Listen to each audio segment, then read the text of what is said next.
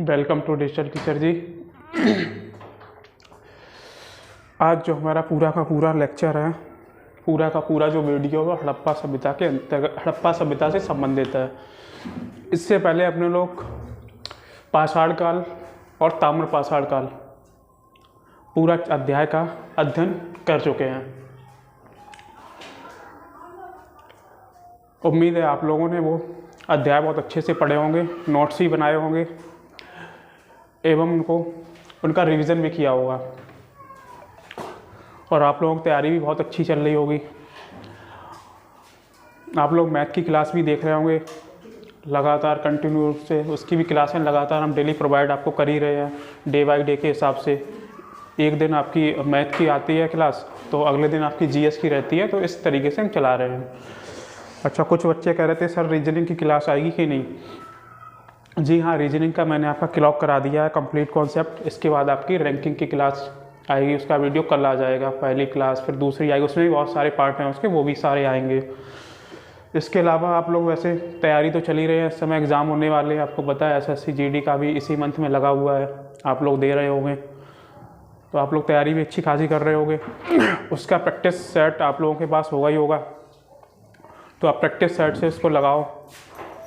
जो practice set नहीं आता मार्केट में उपलब्ध है, उन सारों को सॉल्व करो, उन सारे प्रैक्टिस सेटों को।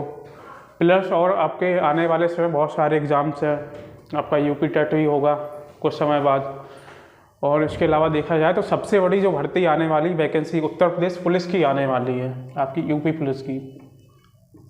शायद मुझे लगता है फरवरी तक नोटिफिकेशन आ जाना चाहिए, तो आप लोग अभी से तैयारी में जुट जाइए, क्योंकि फरवरी में अगर नोटिफिकेशन आएगा तो उम्मीद है 3 या 4 महीने में एग्ज़ाम हो जाता है, तो इतना समय नहीं रहेगा आपके पास एग्ज़ाम के लिए। तो आप यूपी पुलिस की भी तैयारी स्टार्ट कर सकते हैं, क्योंकि अभी टाइम है, तो अभी इतना टाइम है, आपकी तैयारी बहुत अच्छे से हो जाएगी। इसके अलावा भी एसएससी समय समय पर वैकेंसी निकालता रहता है।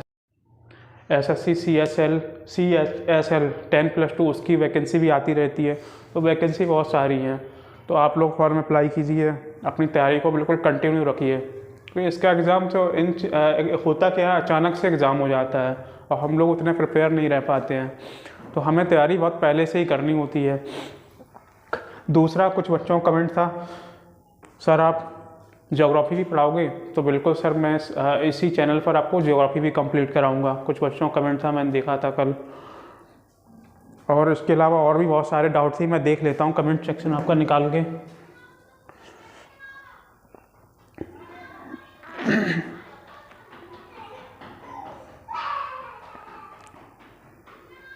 स्नेहा ने कहा है सर जो है मैथ को थोड़ा हिंदी में कीजिए, हिंदी मीडियम। क्यों, इंग्लिश में क्या समस्या है आपको? इंग्लिश इतना तो आती होगी, इंग्लिश के क्वेश्चन तो समझ में आते होंगे मैथ के।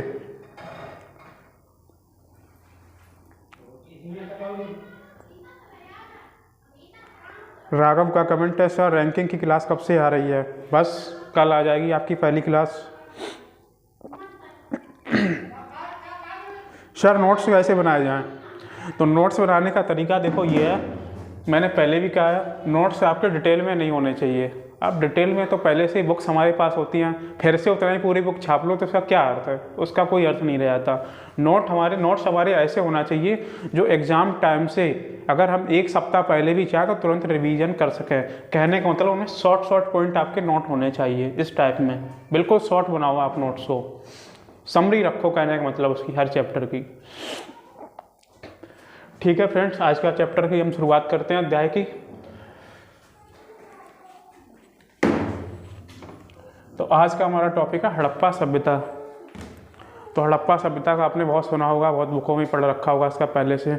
तो हड़प्पा सभ्यता एक्चुअल में क्या है? जैसे हमने पाषाण काल पढ़ा था, तो उसमें मानव जो है पत्थर के हथियारों का यूज़ करता था, पत्थर के औजार यूज़ करता था, यानी सारी चीज़ें कैसी होती थी? स्टोन की, पत्थर की। फिर हमने उसके बाद पढ़ा ताम्र पाषाण काल, तो अब इंसान जो है ताम्र पाषाण काल में तांबा प्लस पत्थर का यूज़ कर रहा था, पढ़ा था कि नहीं?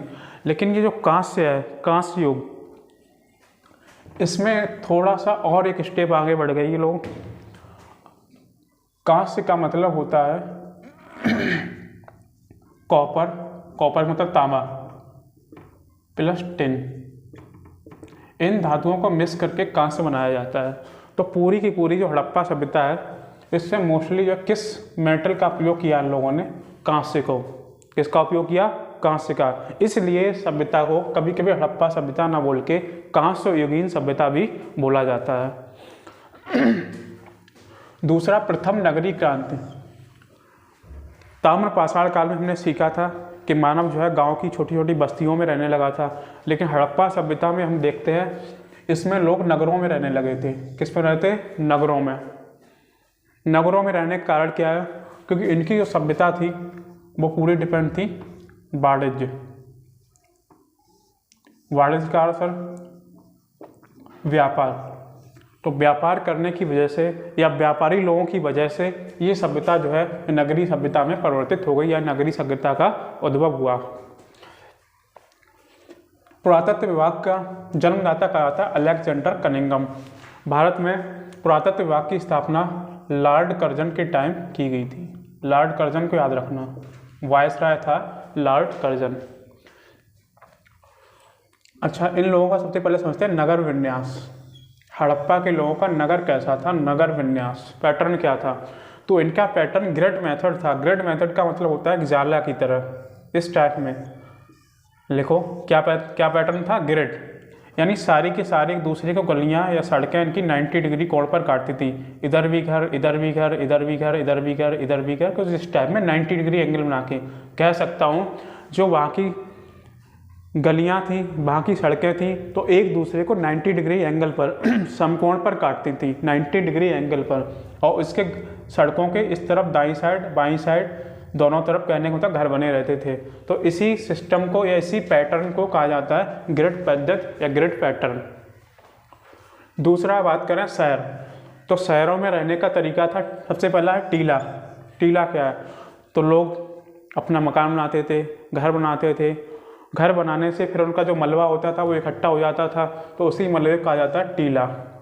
और जो घर बनाते थे तो यहाँ पर जो घर बनता था उसमें कच्ची ईंटें भी शामिल थी, पक्की ईंटें भी शामिल थी, इसमें एल आकार की भी ईंटें शामिल थी। तो काफ़ी सारी ईंटें शामिल थी, ईंटों से घर बनता था। तो इनका जो शहर था, यानी जो ये लोग शहर की रचना करते थे, वो दो भागों में बांट कर देखते हैं किसी भी शहर को। एक था इसका पश्चिमी टीला, एक था पूर्वी टीला। पश्चिमी टीला वो टीला था जो अधिक ऊंचाई पर हुआ करता था, यानी शहर का वो भाग जो अधिक ऊंचाई पर हो, जिसकी हाइट ज़्यादा हो, और शहर का वो भाग जिसकी हाइट कम हो, यानी कम ऊंचाई। तो पश्चिमी टीला अधिक ऊंचाई होने के कारण इसको दुर्ग, ये दुर्ग में बटा था। दुर्ग तो जानते होंगे आप, राजा के रहने के स्थान, किला टाइप में। और दूसरा जो निचला शहर था वो पूर्वी टीले पर था। तो निचले शहर में व्यापारी लोग, नागरिक लोग, कभी कभी सैनिक, ये सारे के सारे लोग रहते थे निचले शहर में। यानी शहर के दो हिस्से थे, एक निचला शहर, एक ऊंचा शहर। निचला जो हिस्सा था उसमें व्यापारी लोग, नागरिक लोग, सैनिक लोग, जबकि जो ऊंचा वाला हिस्सा था उसमें पुरोहित वर्ग या समाज का थोड़ा उच्च वर्ग, ये लोग इसमें रहते थे।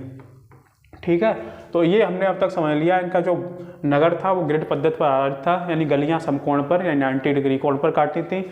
और इनके शहर दो भागों में बटा हुआ था पूर्वी हिस्सा यानी पूर्वी टीला, पश्चिमी टीला। पश्चिमी अधिक ऊंचाई पर, पूर्वी कम ऊंचाई पर। पूर्वी में रहते थे पुरोहित वर्ग, उच्च वर्ग के लोग, जबकि पूर्वी में आपके रहते थे व्यापारी लोग, नागरिक लोग, सैनिक लोग। और ईंटें मैंने बताई पक्की कच्ची दोनों टाइप की ईंटों का प्रयोग होता था, लेकिन ईंटों की लंबाई, चौड़ाई, ऊंचाई का रेशियो था 4:2:1 उस टाइम का। तो ये आप याद रखोगे। दूसरा, हमें सिंध वासियों से एक चीज़ और सीखने को मिली, वास्तुकला। वास्तुकला किसे कहते हैं? तो भवन बनाने की जो क्रिया होती है, भवन बनाने की जो प्रक्रिया होती है, ये भवन बनाने की जो कला होती है, उसी को हम वास्तुकला कहते हैं। पता है, मैं वहाँ से सिंधु सभ्यता से बहुत बड़ा अन्नागार मिला, बहुत बड़ा स्नानागार मिला, बहुत सारे भवन मिले। तो ये सब क्या है? वास्तुकला ही तो है ये। इसके बाद अगर इनकी कृषि देखें तो कृषि में सबसे ज़्यादा चावल के साक्ष्य मिले हैं। लोथल से आपको पता है चावल के साक्ष्य मिले। अच्छा, ये लोग कपास से भी परिचित थे। अगर मैं कहूँ कपास का उत्पादन किसने प्रारंभ किया, तो कपास का उत्पादन प्रारंभ किया है सिंध वासियों ने। जबकि हम देखते हैं ताम्र पाषाण काल, पुरा का आषाढ़ काल, वहाँ पर कपास का उत्पादन नहीं होता था, वहाँ पर गेहूँ, जौ, इस टाइप से। अच्छा, एक मैंने क्वेश्चन पूछा था, मानव ने सबसे पहले कौन सी फसल का उत्पादन किया, तो उसका आंसर है जौ। पिछले वीडियो में आपसे ये प्रश्न पूछा था मैंने। इसके बाद कपास के बाद देखते हैं हल का प्रयोग। कालीबंगा से हमें हल का साक्ष्य मिला है। हल जो खेत में हमारा जिस टाइम जुताई करने का काम आता है, आप आजकल भी देखते हो, अब तो ट्रैक्टर चलने लगे, वैसे ही हल का प्रयोग करते थे। ये वो होगा कौन सा, बैलों वाला। दूसरा हमें इसी कालीबंगा से सरसों के भी साक्ष्य मिले हैं, सरसों के दाने के साक्ष्य। तो कहने का मतलब है ये लोग चावल, सरसों, कपास आदि फसलों से भी परिचित थे अच्छी तरह से। दूसरा इनका पशुपालन में देखते हैं तो हाथी घोड़ा पालतू बना रखा था, और भी था, भालू भी जानते थे, और भी क्यों जानते थे। लेकिन ध्यान रखना शेर का साक्ष्य नहीं मिला। कभी कभी पूछ लेते हैं निम्न में से किस पशु का ज्ञान हड़प्पा वासियों का नहीं था, तो ध्यान रखना शेर का नहीं था। दो चीज़ें याद रखना, हड़प्पा में शेर का साक्ष्य नहीं मिला, ये एग्जाम में काफ़ी बार पूछा गया है, शेर का साक्ष्य नहीं मिला। दूसरा गन्ना की खेती का साक्ष्य नहीं मिला। ये दो नेगेटिव पॉइंट आप याद रखना। नेक्स्ट, अगर इनके धर्म की बात की जाए, धर्म क्या था, तो धर्म किसी भी समुदाय का या किन्हीं भी सभ्यता का धर्म डिसाइड या धर्म का हम ज्ञात करते हैं उसके अवशेषों के आधार पर। जैसे हम मानते हैं वहाँ पे मुस्लिम धर्म था, तो इसको हम इसलिए डिसाइड कर पाते हैं क्योंकि हमें वहाँ से मस्जिद मिलती है। जब वहाँ से मंदिर नहीं मिला तो हम डिसाइड नहीं कर सकते उन लोगों को क्या धर्म रहा हुआ, यानी धर्म के कोई अवशेष नहीं मिलते हैं, मंदिर के कोई अवशेष नहीं मिलते हैं। लेकिन हड़प्पा सभ्यता से एक चिन्ह जरूर मिला है, स्वास्तिक। आप लोग ऐसा कुछ बनता है अच्छे से जानते होंगे, स्वास्तिक, इसे बोला जाता है स्वास्तिक। आप लोग देहाती भाषा में से कुछ और बोलते होंगे, अपने अपने इलाके में जानते होंगे, लेकिन इसे मेन रूप से स्वास्तिक बोला जाता है। अच्छा, सिंधु सभ्यता के लोग योग से परिचित थे, योग के भी काफ़ी जो उनकी सील्स वगैरह मोहर वगैरह मिली हैं तो उस पर काफ़ी योग मुद्रा में मिली हैं, तो योग से ये लोग परिचित थे अच्छी तरह से। ठीक है, अब बात करते हैं इनके धर्म की बात कर ली हमने, जानवरों की पशुपालन की बात कर ली, निकृष्ट की बात कर ली, इनके मकान की बात कर ली, पैटर्न की। अब बात करते हैं इनका दाह संस्कार सिस्टम। देखो, सती प्रथा नहीं थी, पहले समझ लो। आप लोग सती प्रथा बहुत कमेंट करते हो, सती प्रथा नहीं थी यहाँ पर। जब सती प्रथा आएगी तो मैं बता दूंगा, गुप्त काल में आएगी। ठीक है, दाह संस्कार करने के लिए 3 मेथड थे।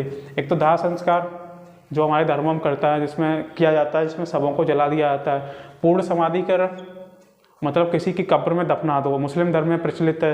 आंशिक समाधिकरण पारसी धर्म में ये प्रचलित है, जिसमें आंशिक रूप से समाधि दी जाती है। आपको पता है, पहले डेड बॉडी छोड़ दिया जाता है कुछ दिनों के लिए, फिर उसके बाद अगर कुछ अवशेष बचते हैं तो उनको कब्र में दफनाया जाता है। इस कंडीशन को कहते हैं आंशिक समाधिकरण।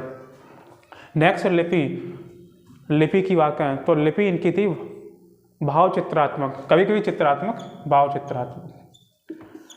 सर ये लिपि क्या होती है, तो लिपि कुछ नहीं होती है, इसे लिखने की जगह चित्र, जैसा कि पता है चित्रात्मक, तो चित्र बना दिया जाता है। उनको जैसे मछली लिखना है तो मछली बना देंगे, उनको चिड़िया लिखना है तो क्या बना देंगे, चिड़िया कुछ इस टाइप में। ये इसे बोला जाता है भाव चित्रात्मक लिपि। और ध्यान रखना, इस लिपि को अब तक पढ़ा नहीं जा सका है। अब सिंधु सभ्यता से हमें बहुत सारे, ये तो उसकी बेसिक डिटेल होगी, बहुत सारे स्थल मिले हैं, जैसे राखीगढ़ी है, बनावली है, हड़प्पा है, मोहनजोदड़ो है। तो बहुत सारे स्थल का तो अध्ययन अगले वीडियो में करेंगे, ऐसी वीडियो बाद में करेंगे। लेकिन पहले समझते हैं हड़प्पा और मोहनजोदड़ो, ये बहुत प्रमुख स्थल थे इस सभ्यता के। हालांकि आजकल ये पाकिस्तान में स्थित हैं, चूँकि इस सभ्यता भारत में ही नहीं फैली, भारत से बाहर पहले पाकिस्तान भी तो भारत का हिस्सा था, तो भारत पाकिस्तान दोनों में प्रेजेंट टाइम फैली हुई है। हड़प्पा मोहनजोदड़ो को जुड़वा राजधानी कहा है स्टुअर्ट पिगट ने। ये एग्जाम में पूछ लेते हैं कभी कभी, या तो कभी ये पूछते हैं जुड़वा राजधानी किसको कहा जाता है, तो हड़प्पा या मोहनजोदड़ो को। किसने ये संज्ञा दी, तो स्टुअर्ट पिगट ने। ठीक है, अब समझते हैं हड़प्पा सभ्यता का एक ओवरव्यू, कहाँ से कहाँ तक फैली हुई थी। तो देखो, हड़प्पा सभ्यता जैसा कि हमने बताया आपकी इंडिया से लेके पाकिस्तान, इसके कुछ स्थल अफगानिस्तान से मिले हैं, मैं आपको बता दूं, लेकिन मेनली रूप से जो हम पढ़ते हैं पाकिस्तान और भारत से। इस सभ्यता का सबसे पूर्वी जो स्थल था वो आलमगीरपुर था, उत्तर प्रदेश में पड़ता है। यूपी पीसीएस के लिए काफ़ी इंपॉर्टेंट है। आलमगीरपुर उत्तर प्रदेश, हिंडन नदी के किनारे। आलमगीरपुर सर कहाँ है, तो ये पड़ता है उत्तर प्रदेश के मेरठ में। दूसरा, इस सभ्यता का उत्तरी स्थल था जम्मू कश्मीर के मांडा में। ये पड़ता है चिनाब नदी के किनारे। चिनाब नदी कहाँ बहती है, इसका वाटर फ्लो कहाँ है, तो चिनाब नदी है, जम्मू कश्मीर है। इसका सबसे पश्चिमी स्थल था, उसका नाम था सुतकांगडोर या सुतकोंगडोर। ये पड़ता है बलूचिस्तान पाकिस्तान में। कौन सी नदी के किनारे, एग्जाम में पूछा है तो दास की नदी के किनारे। अगर इसके सबसे दक्षिणी स्थल की बात करें, दक्षिणी साइड की बात करें, तो इसकी सबसे दक्षिणी साइड है दैमाबाद। और दैमाबाद तो हमें पता है ताम्रपाषाण काल में ही पड़ा था, तो यह भी वही दैमाबाद है। और ये पड़ता है कहाँ, महाराष्ट्र में। कौन सी नदी के किनारे, गोदावरी नदी के किनारे। उत्तरी और दक्षिणी स्थल के बीच की दूरी है 1400 किलोमीटर, जबकि पूर्वी और पश्चिमी स्थल के बीच की दूरी थी 1600 किलोमीटर। तो यहाँ से बहुत सारे आपके ऑब्जेक्टिव प्रश्न एग्जाम में पूछे आते हैं। कभी कभी क्या करते हैं, 4 साइड दे देंगे, 4 उसका रिवर दे देंगे, पूछ लेंगे इनको मैच करके दिखाओ। या कभी कभी कोई भी साइड दे देंगे, कोई भी स्थल दे देंगे, पूछ लेंगे किस राज्य में पड़ता है, किस देश में पड़ता है। तो इस टाइप से आपके बहुत सारे यहाँ से ऑब्जेक्टिव क्वेश्चन बनते हैं।